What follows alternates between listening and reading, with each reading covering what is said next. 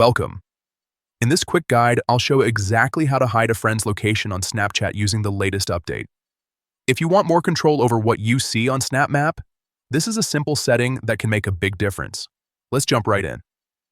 First, open your Snapchat app. Once you're on the main screen, look at the top left corner and tap on your Bitmoji or profile icon. This will take you to your profile page where all your personal settings are located. Next, scroll a little until you find the option called My Friends and tap on it. Here you'll see your full friends list. Now find the friend whose location you want to hide. Once you've found their name, press and hold on it. A small menu will pop up with several options. From that menu, tap on Location Settings. This is where you can manage how their location appears to you on Snap Map. You'll now see an option that says Mute Friends Name's Location. Go ahead and toggle that on. Snapchat may ask you to confirm your choice, so just confirm it to proceed.